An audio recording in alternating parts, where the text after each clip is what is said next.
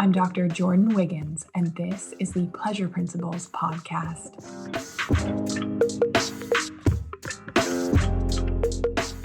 Join me on this journey where sex, science, and sensuality meet. Let's change the conversation around sex and pleasure together.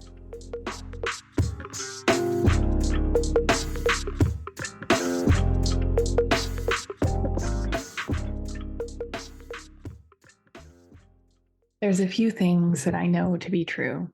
Cultivating intimacy and sex in long-term relationship is work. And it's work that not a lot of us have the tools to know how to do. Love requires being and doing. Divorce rates are high, satisfaction in relationships is low, depression and burnout rates are on the rise. Seems like we have this societal, cultural problem of anhedonia. If you followed my work, if you've read my book, The Pink Canary, you know that the inability to feel joy and pleasure is an epidemic. Maybe you're not as happy as you used to be, or you think you should be, but there's this general lack of joy, lack of pleasure that we're all feeling to some extent. For the women I work with, when it comes to communicating in our careers with clients in high stakes situations, in stressful situations, we seem to really have that part down. On the other hand, when it comes to communicating about intimacy, having our desires and needs met, that tends to be a bit of a different story. We are comfortable people pleasing, overgiving, achieving, denying parts of ourselves, denying our needs, denying our desires comes way more naturally.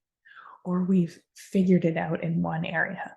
Like we've allowed ourselves to have these big career dreams and desires, but we've kind of shut it down in other parts.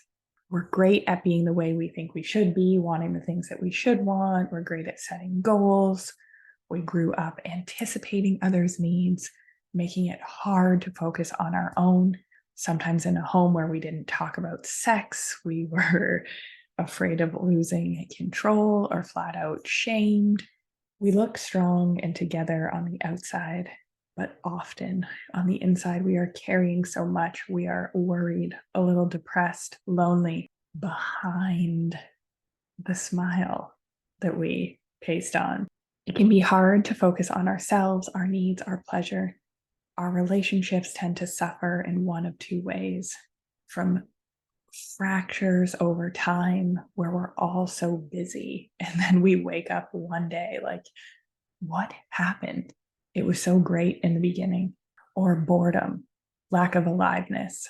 Usually when two people, especially like two people are in their masculine energy, when a woman is stuck there and two people in the same energetic space, it creates a flat line. It creates a relationship which is like, oh, okay, we're a great team and we function well together, but there's no tension, there's no eroticism, there's not that pull and spark.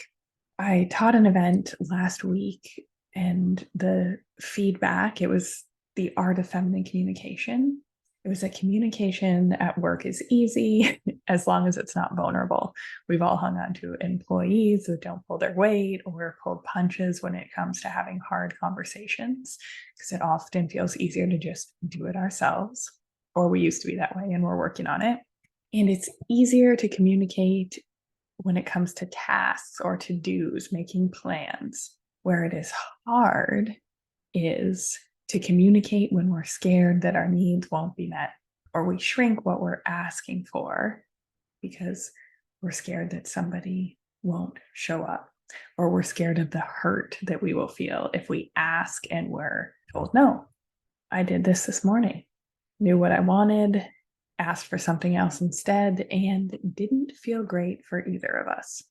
So given the communication, and especially communication around intimacy, is a challenge and a struggle for so many women that I work with, I wanted to create this episode for you to hear so that you know you're not alone, and to share with your partners to hopefully create some space for a little more connection in the relationship. In case you are new here, I did record another episode, episode 64, How to Please a Woman, an episode for the men. You could check that one out. It's one of our most downloaded episodes of all time. So I thought it was time that I did another one. Some of the conversations that I've been having with the women inside my Pleasure Principles private group is he doesn't do the things that turn me on anymore. We've gotten lazy, we're in a rut. He doesn't seduce me. So I have spoken to the Superwomen that I've worked with. I've pulled my Instagram. Thank you for all the amazing responses. I had so many laughs corresponding with you in the DMs about our turn ons and turn offs. So, how to seduce a woman, more specifically, how to seduce a superwoman.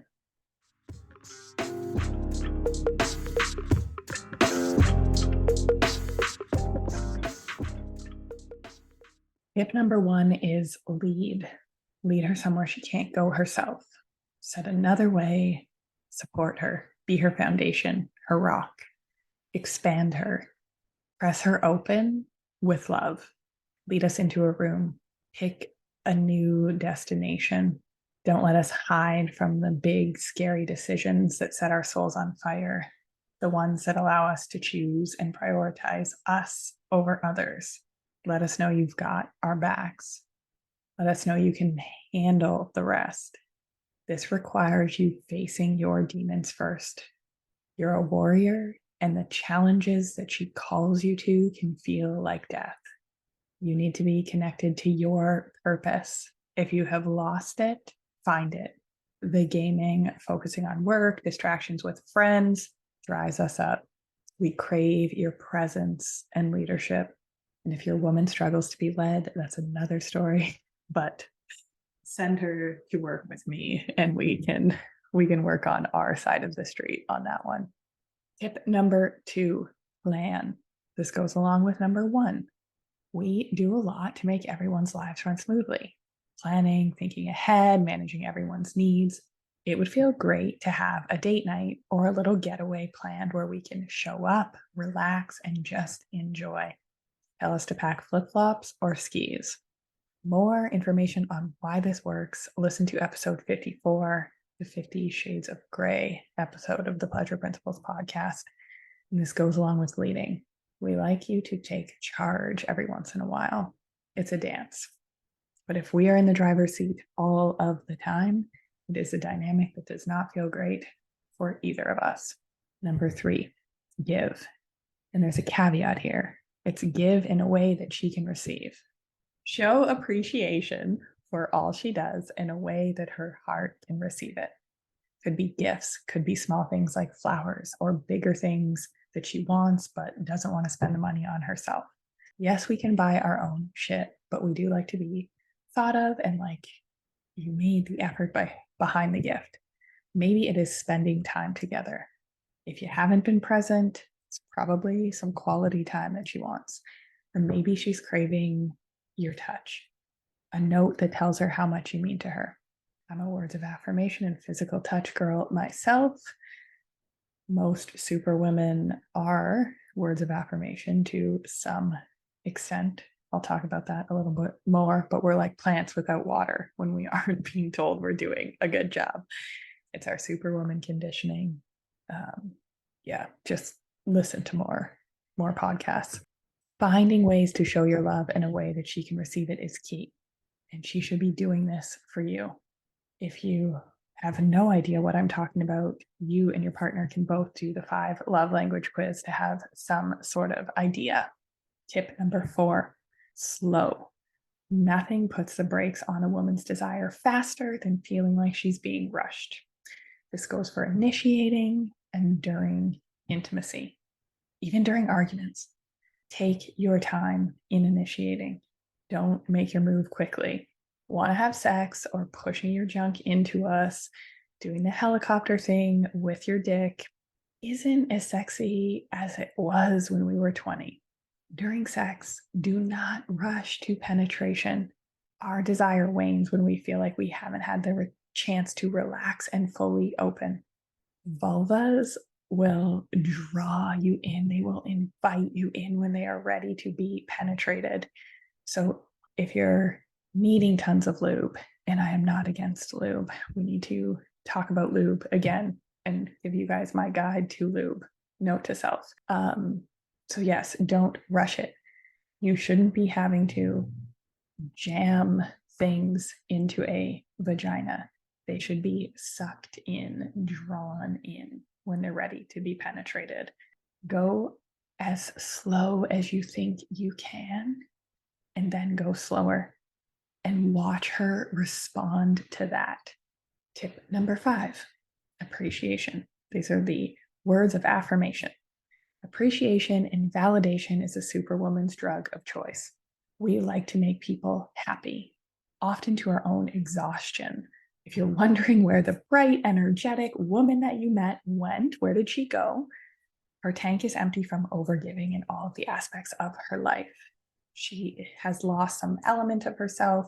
She's not great at asking for help or listening to the warning signs that her body needs to stop and care for herself. She's too busy focusing on others, taking the temperature of the room, making sure that everyone else is okay, and constantly forgetting about herself.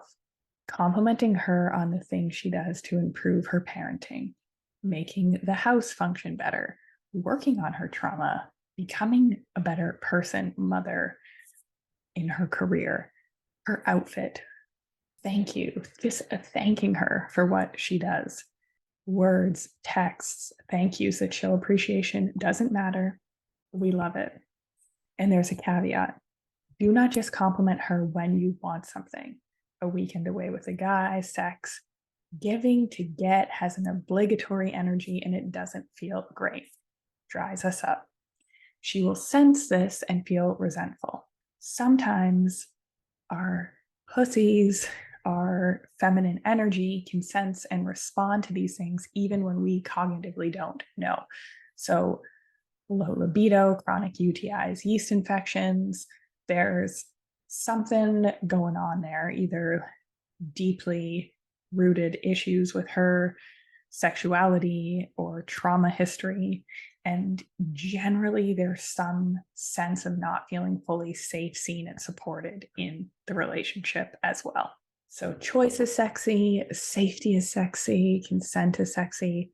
Feeling like sex is another thing on our to do list or something that we are obligated to do is not.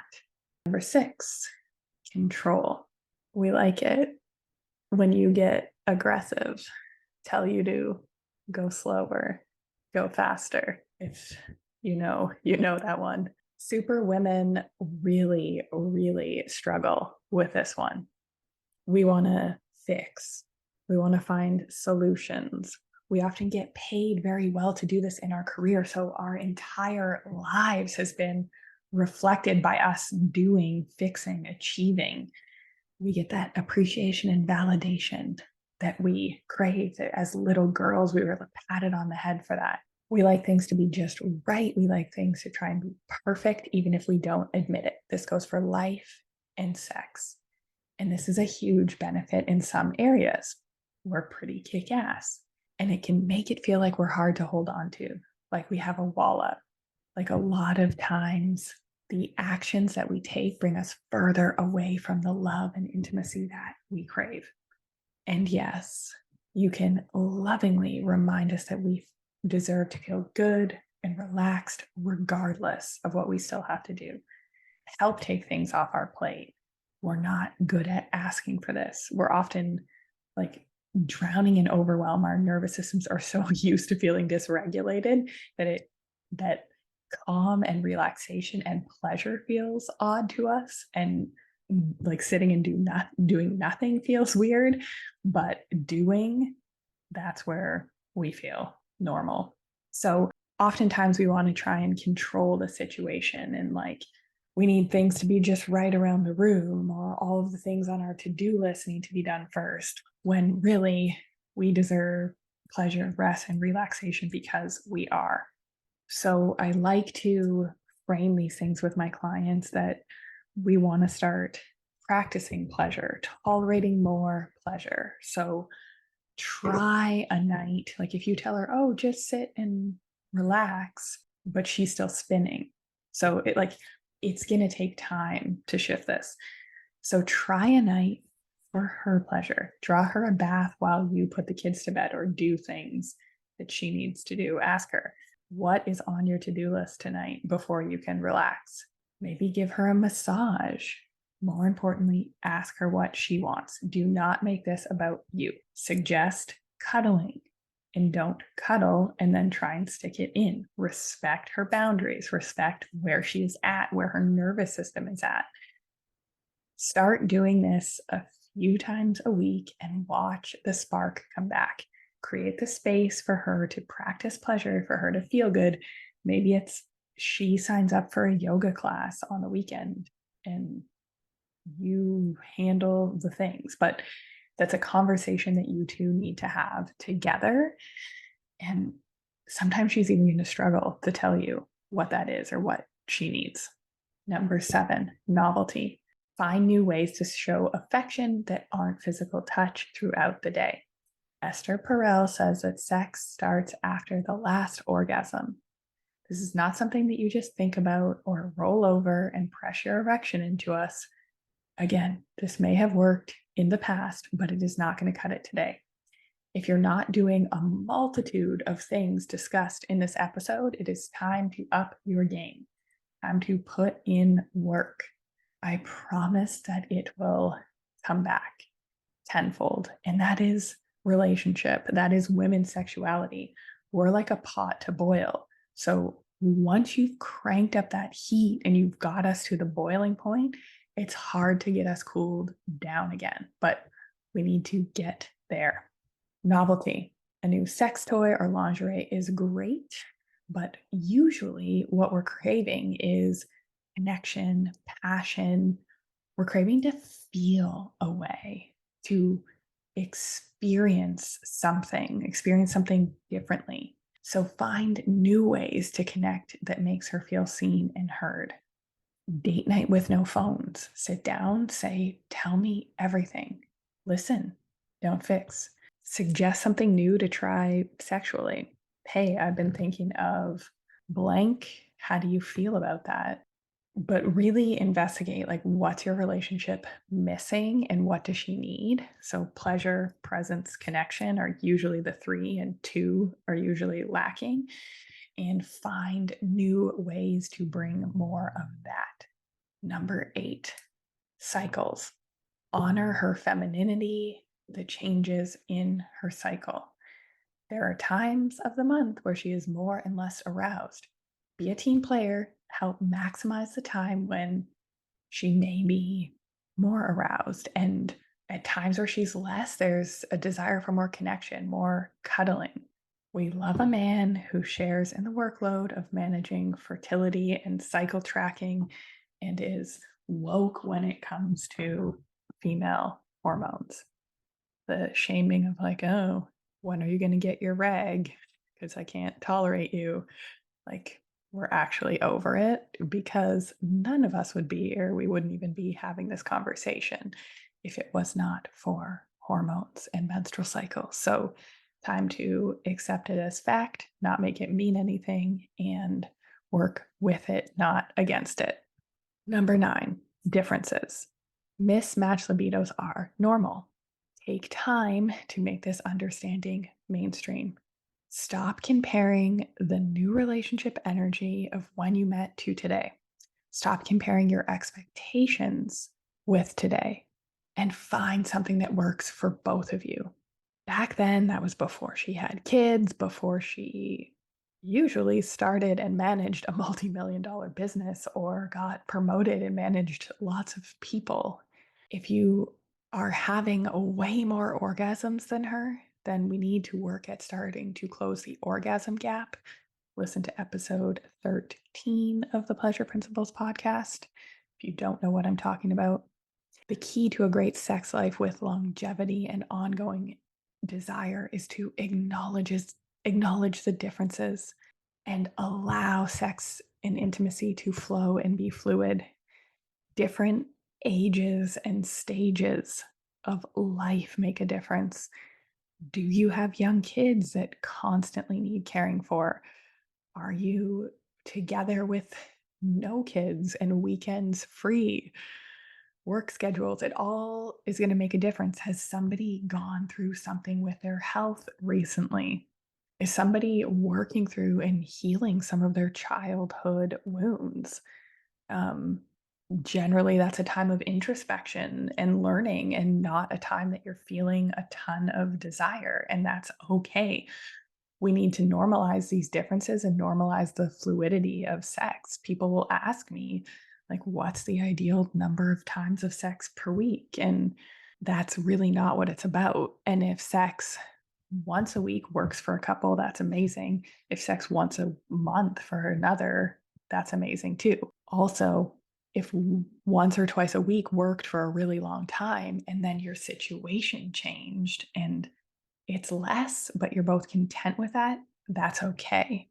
What we want to do is if one partner is not content, we want to make a plan that both partners feel like they're winning. They both feel desired, connected, present in the relationship. Expanding your definition of sex is important. If you have a higher libido, maybe your partner watches as you pleasure yourself, trying mutual masturbation. We want to look at what is the underlying desire for both parties and find creative ways to implement that. And a lot of times, the women that I work with are the higher drive partner. Well, not a lot of times, it's like 50-50. And generally, culturally, it's assumed that it's the women with no desire and the men with high. But I just wanted to put it out there. If it's a woman with higher desire, that is a normal difference to be expected too. And there's no shame in it. Number 10, ask. Many women have not been given the permission to explore their sexuality and desires, religion, cultural beliefs, shame for their sexuality. In fact, culture seems to fear women's sexuality. And there is something mysterious and a little unknown about it, about the feminine desiring more. We are literally creating humans inside our bodies. So, acknowledging that the shame and our lack of understanding around female sexuality is a factor, and you might need to do some reading to have sensitivity for the female sexual experience if you have no idea what I'm talking about. Your superwoman might struggle with knowing what she wants, or how to ask for it, or how to receive it. Like if you're doing the things and she's still not happy, then we have a receiving problem. Women grew up feeling scared of getting pregnant, getting an STI, being called a slut. We didn't have pleasure education. We weren't taught about a clitoris in school, which is how 70+% of women reliably orgasm. And we were raised feeling like broken versions of men.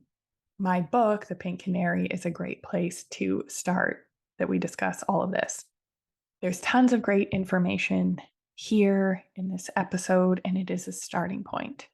If you want to see big shifts in your relationship, your energy, your vitality, and your desire, Superwoman, the next step is Pleasure Principles, the intimacy and vitality program to redesign your life, your relationships for your pleasure. I'm running an early access sale that is only available to my listeners and email subscribers, my followers, and this has not yet been launched to the public. I have never done this before, with the bonuses being of greater value than the course itself. So it's basically free.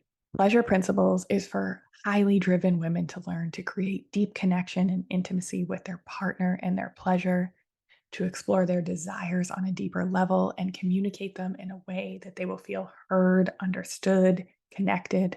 It is a unique approach to sex and sexiness fulfillment that doesn't feel fake or like you're stepping out of your power. It's developing a deeper soul connection with your romantic partner without needing his involvement. We get to focus on you. For a limited time before I launch this to the public, if you sign up for Pleasure Principles, you get my Feminine Burnout Recovery Program for free.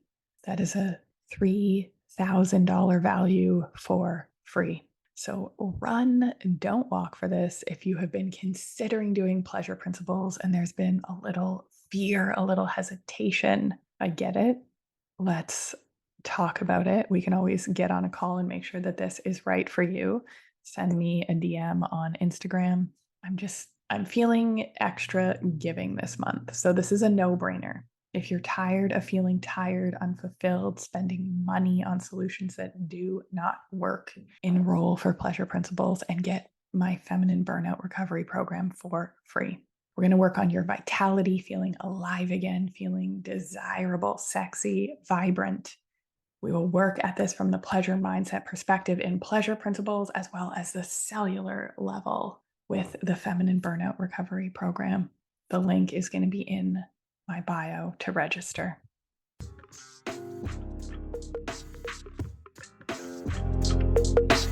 Have a great week, everybody.